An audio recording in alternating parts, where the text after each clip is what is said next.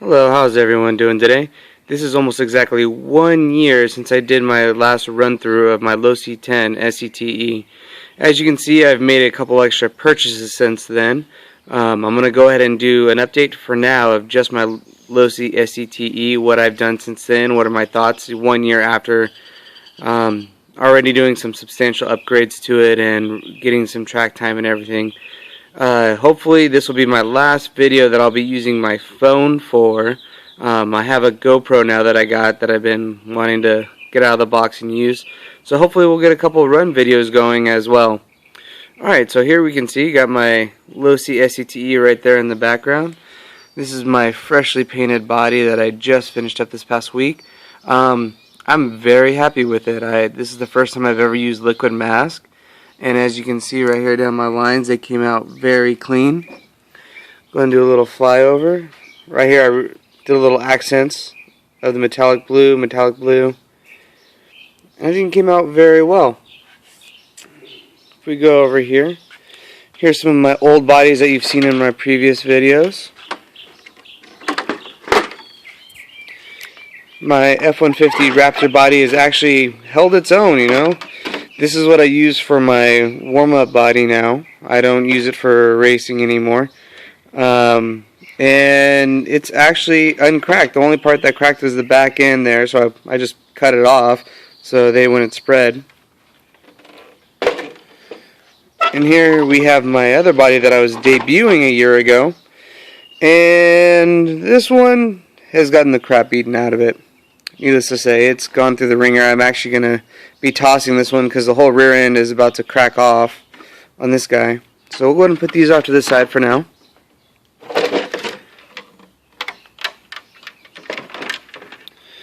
Alright, so that's the new body. Here's also my new buggy. I'll go ahead and be doing another review of this guy. This is my Losi 22. I know it's been out for a while now on the market, but this is new for me this year. And I love it. This is also another body. This one I used the printed vinyl mask that you can buy. I can't remember who the manufacturer was, and I did the flames here and everything. And it came out very, very well. I'm very happy with it. So let's go ahead and move this guy off to the side here. And here's my DX2S. I did a little review of this one a while ago, and now I've had plenty of time to use it. I love the radio. I really do. It's very comfortable in my hands. I love the response you get from the wheel. It's a little bit lighter than what you would see in like the Airtronics and stuff, but it works great. I'm able to use it for both of these cars. Oh, just to add on this guy, the receiver that came with it, I believe it was the SR300T. I'm kind of pulling that off the top of my head, so if I'm wrong, I apologize. But I did have problems with that receiver. After running it for a while, it just seemed to want to twitch and wouldn't have very good range on it. But right now I'm running SR300s in both the buggy and the truck with zero problems. I don't need glitch busters. I'm running the Savix 1258TG in this one, and I'm running the Spektrum 6090 servo in this one, and I've had zero problems with glitching on them. Here's my batteries. Here are my older ones. I've had these for a year now. My Trinidad Nanotech 5300s, and they've been great. You know, they seem to have lost a little bit of their punch, but they still haven't swollen up or anything, and they're running well. But I decided, you know what? I wanted to get some new batteries, especially since I've been taking some of my friends, and they just kind of run my cars at the track. So I got some Turnigy 5600 just to get a little bit more out of the discharge out of them. And these ones I've never run yet, so maybe I'll be doing a little review on these as well, what I think and how they compare to the previous 5300s that I purchased. But let's get to what this video is actually about. My Losi SCTE. Go ahead and get the body clips off of here. Now, I've run this truck, I've raced this truck. Me not winning races, I have to give to my own racing and not to the truck itself because it runs great. Oh, let me see here. There we go. Put those off to the side. Alright, now let's pull it off. Now I've done a few extra things since my video. Sorry, gotta scoot in there.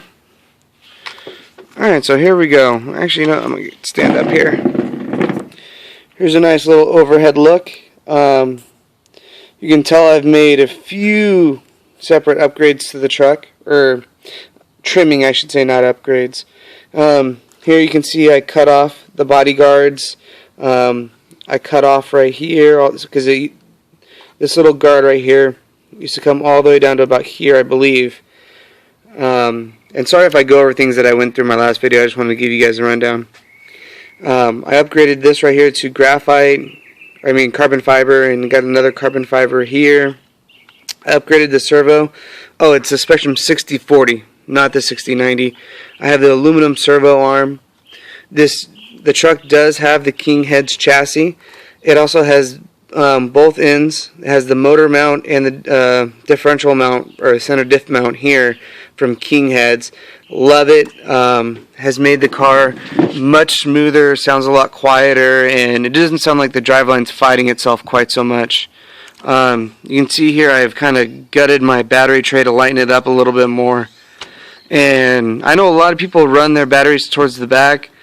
For me, running the battery in the center position seems to work out best.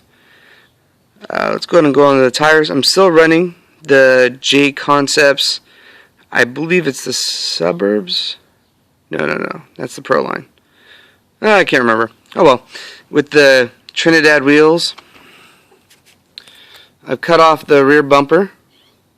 I am running the TLR Tuning Kit, and then I also have the Bleeder Caps for it. I got the carbon fiber body mounts back here. I can't remember what they're called. Shock towers, that's what they are, not body mounts. Got the front one up here. I've actually gone back to the stock bumper. I ended up totaling the RPM one, and I was like, I don't really want to buy another one. I really didn't see any improvement, and so why buy something when it doesn't actually improve anything? I'm still running my RX8 here. Been a great speed control. I did have one fan go out on it, otherwise no problems. The Tenshock SC411 continues just to be a beast. The on-demand torque and overall speed of the motor, I can't express how impressed and happy I am with it. I have rerun my wires so that I'm now running the plugs rather than a direct to the motor. I'm a tinkerer. I'm always moving things around. I'm always cleaning my truck, and it just allowed for easier rather than soldering and unsoldering these wires over and over again, and allowed me to move stuff. And I think that's about it. Oh, you know what I also did? You can't see it, but I added the hardened ball studs all the way around the truck, and I love it. I've removed the front sway bar. I'll be trying that out today. I've heard it gives you a little bit more steering, especially on clay tracks, and I'm looking to get a little bit more steering out of it. And you know, any excuse I can get for not blame my driving and blame the truck. The King Headz chassis, as you can tell, it got a little beat up on the front and the rear ends, but it hasn't been bent at all. It's been running great. The truck is, I keep trying to make it lighter and lighter because this is a hefty car, but also it gives you that nice stability and stuff around turns.